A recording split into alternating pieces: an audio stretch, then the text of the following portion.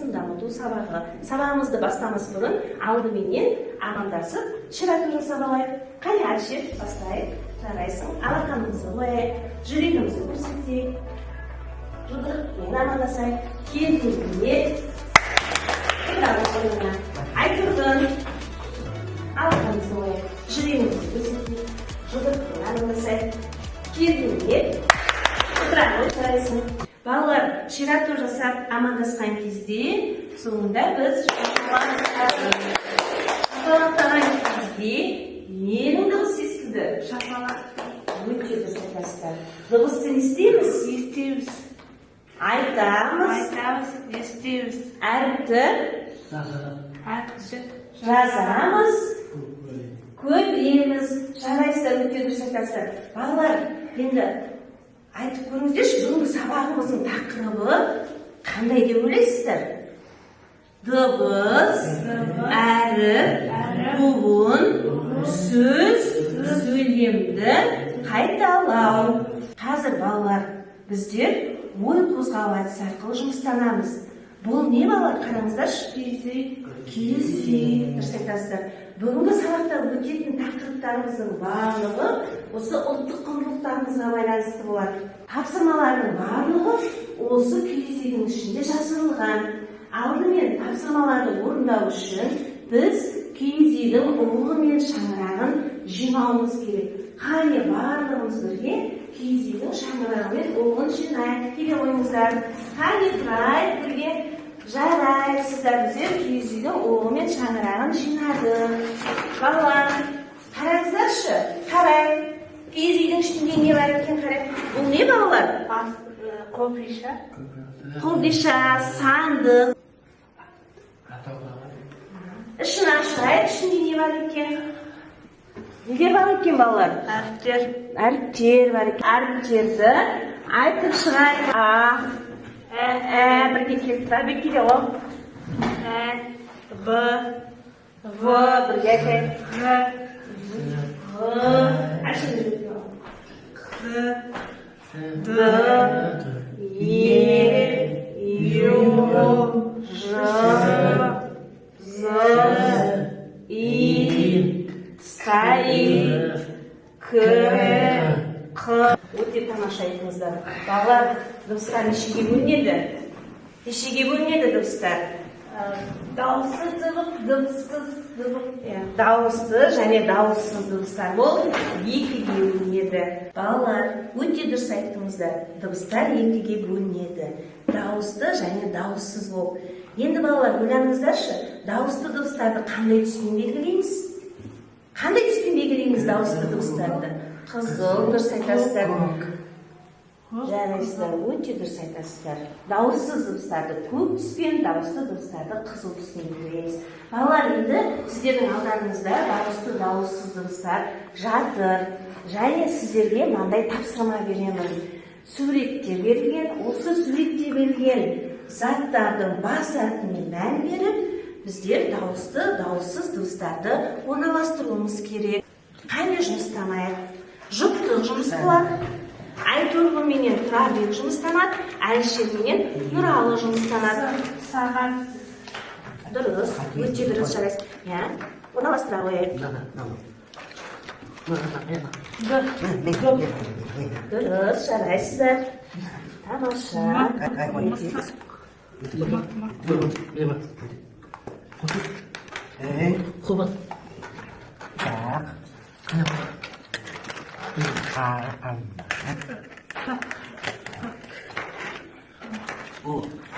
Көбелек.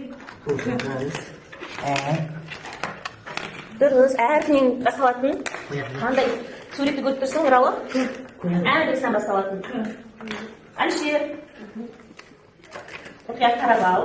Бұл дыбыстан басталатын қандай суретті көріп тұрсың. Ойлана ғой, жарайсыздар. Әлішер мен Нұралы. Өте дұрыс, жарайсың. Ойланып таптың. Балалар, сіздер барлық дыбыстар мен әріптерді орналастырдыңыздар. Енді Айтырғы мен Тұрарбектің жұмысының дұрыс екендігін Нұралы мен Әлішер тексеріп шыға қойыңыздар. Әлішер менен Нұралының жұмысын Тұрарбек пен Айтырғы тексере қойыңыздар. Қараңыздаршы, дұрыс орналастырған ба? Иә. Дұрыс орналастырған. Жақсы. Айтырғын, Нұралы менен Әлішер қандай дыбыстарды алмастырды? А, ала. Дауысты дыбыстар ма, дауыссыз дыбыстар ма? Дауысты дыбыстар. Өте дұрыс, дауысты дыбыстарды алмастырды. Нұралы Айтолқын мен Тұрарбек қандай дыбыстарды алмастырды? Дауыссыз дыбыстарды алмастырды. Өте дұрыс. Жарайсыздар. Өте жақсы жұмыстардыңыздар. От шашу арқылы қалыптастырушы бағалау жасаймыз. Балалар, бірінші тапсырманы өте сәтті аяқтадыңыздар. Жарайсыздар. Қараңыздаршы балалар, бұл не? Асық. Өте дұрыс айтасыздар. Енді тағы да асықты қайдан көріп тұрсыздар? Киіз үйдің есігінен көріп тұрсыздар. Киіз үйдің айналасынан көріп тұрсыздар. Өте дұрыс айтасыздар. Енді біздер екінші тапсырманы орындау үшін киіз үйдің керегесін жинауымыз керек. Ол үшін алдымен есікті ашып алайық. Қане, кім ашады есікті? Аша ғой, Нұралы. Жарайсың, ашты. Балалар, керегені жинап жатыр. Ішінде не бар екен, қараңыздаршы. Не бар екен? Асықтар бар екен. Осы асықтардың ішінде бірнеше тапсырмалар берілген. Барлығымыз осы тапсырмаларды қазір орындайық. Бұл не екен? Кубик. Кубикті айналдырайық. Қане. Қандай түсті асық түсті? Жасыл түсті. Жасыл түсті асықтың астында қандай тапсырма берілді екен? Айтырған ала күш. Нелер берілген? Асықтар берілген екен, солай ма? Асықтар берілген. Осы асыққа байланысты тапсырманы қазір біздер орындаймыз. Міне, біз қол икемділігін қалыптастыру үшін байлау тұрған асықтарды шешіп аламыз. Және осы байлау тұрған асықтардың астындағы әріптерден буындар құрастыруымыз керек. Асықтарды түстері бойынша сәйкестендіресіз деп түсіндіңіздер ме? Тұрарбек осы тапсырманы саған берейін, және Әлішер саған берейін. Тездетіп шешіп, берілген әріптерден буындар құрастыра қояйық. Бала, менің қолымда және асықтар бар. Осы асықтардан Айтолқын мен Нұралы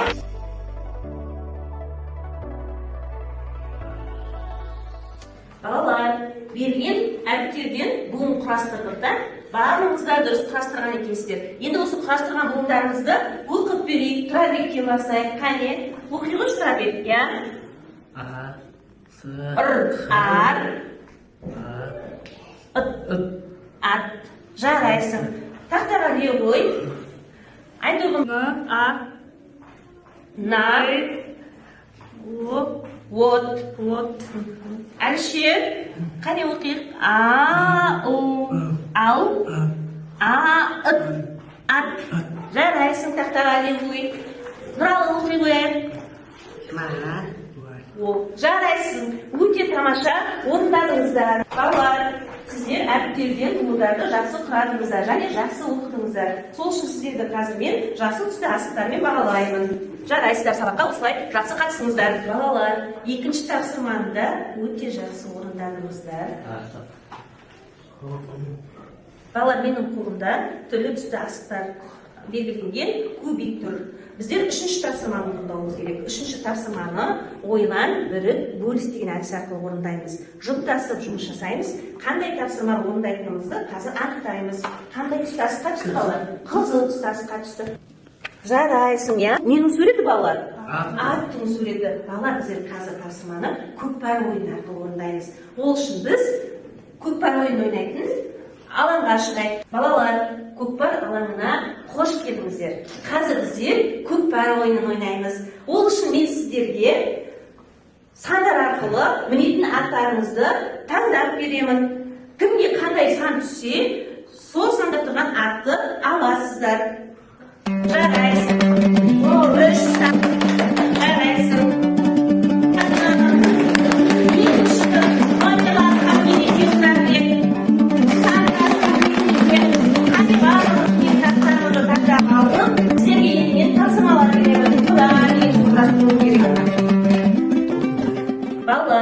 Барлығыңыз сөздерді дұрыс құрастырдыңыздар. Енді осы сөздерді буынға бөлейік. Айтолқын бастай ғой. Жарайсың. Саған бір сетке берем жақсы орындағаның үшін. Бірге істейік бірге. Жарайсың, Айтолқын жақсы көмектес. Әлішер, бірге бөлейік. Бірге Нұралы көмектесе ғой Әлішерге. Бірге қайталайық. Асық. Жарайсың. Домбыра. Жарайсың, бір сеткен алып қазандыққа сала қой.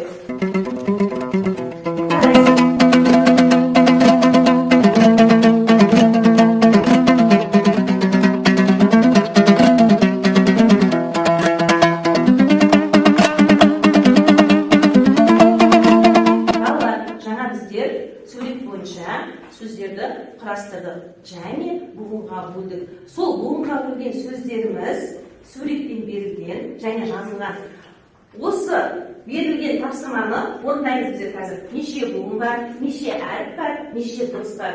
Дауысты дыбыстарды қызыл түспен белгілеп қоямыз, дауыссыз дыбыстарды көк түспен белгілеп қоямыз. Қане барлығымыз тапсырманы орындайық.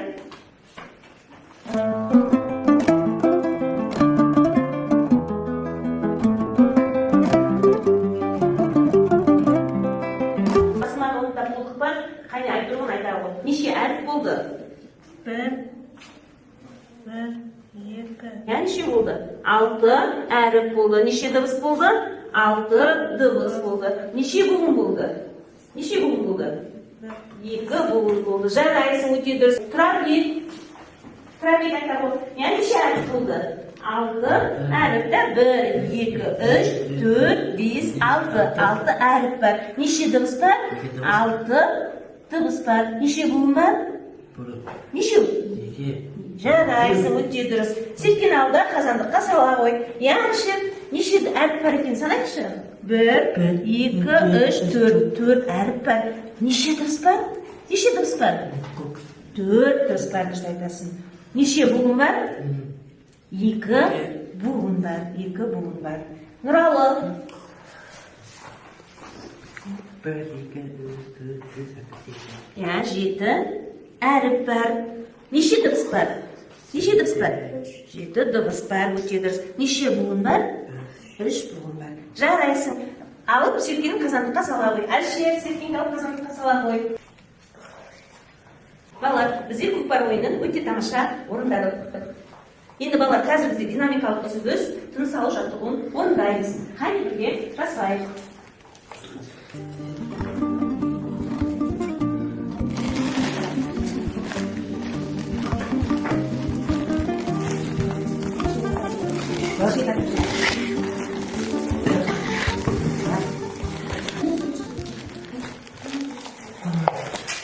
Жарайсыздар. Сіздерге айтайықшы, ненің сурет шықты балалар? Торсықтың сурет шықты. Жарайсыздар, өте тамаша оқыдыңыздар. Балалар, буыннан құралған сөздерді тақтадан дәптерлеріңізге көшіріп жазасыздар. Тұрарбек, Әлішер қарандаштың үстінен бастырып жазасыздар. Айторғын, Нұралы өздеріңіз көшіріп жазасыздар.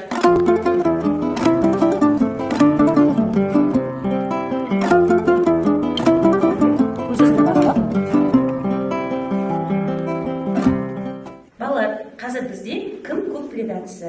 Тапсырма қандай оларын анықтау үшін асық арқылы білеміз. Қандай түсті асық түсті? Дұрыс. Ала ғой айтырғым. Қандай тапсырма екен? Бізге берген тапсырма теңгелу екен. Балалар, теңгелу тапсырмасының шартын таныстырып өтейін. Тақтада ілініп тұр теңгелу. Қолымызға теңгелудің таяқшасын аламыз және тапсырманы тақтадан келіп алып орындаймыз. Сурет бойынша сөйлем құрастыруымыз керек. Қандай сурет көріп тұрсың? Мынаны көрдік, та? Айтамын. Балалар не істеп отыр? Асық.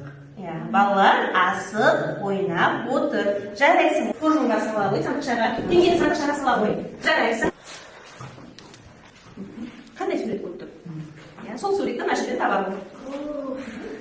Қандай сурет көрдік? Айтамын. Жақсы. Тақия тастамақ, та? Балалар не істеді? Тақия тастамақ ойынын ойнады. Жақсы отырауы.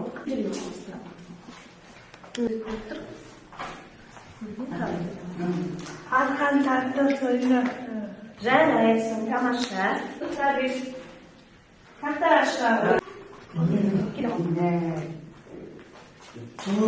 Қандай сурет көрдік?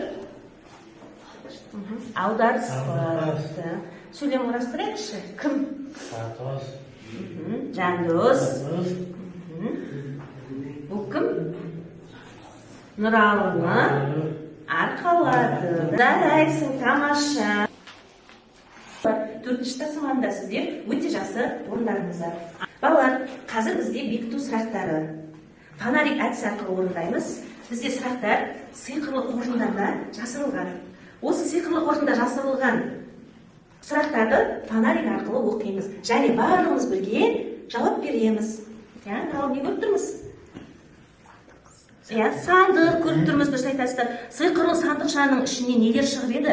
Басында біздер киіз үйдің ішінде тапсырмалар жасырынып тұрды. Біздер оқпен шаңырақты алдық, жинадық. Сол кезде жинаған кезде біз сандықты көрдік. Ол сандықтың ішінен нелер шықты?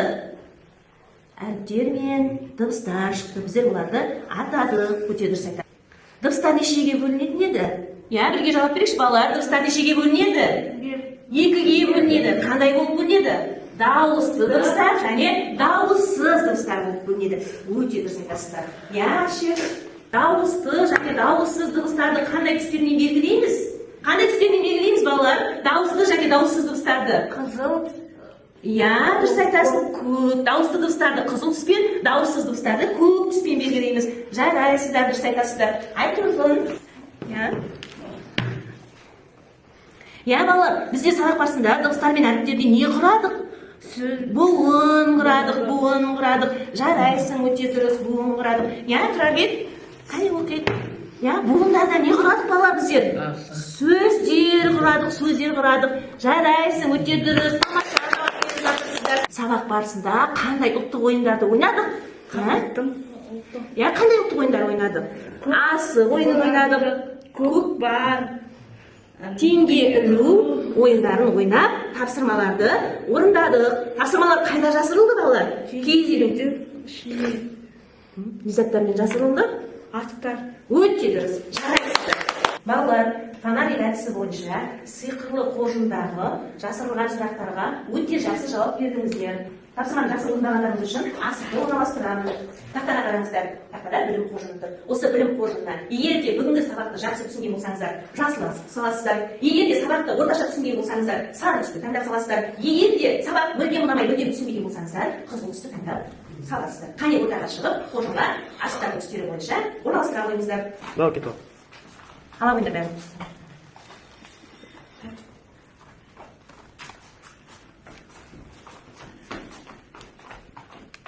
Балалар, бүгінгі сабаққа өте жақсы қатыстыңыздар. Сабақ аяқталды, сау болыңыздар.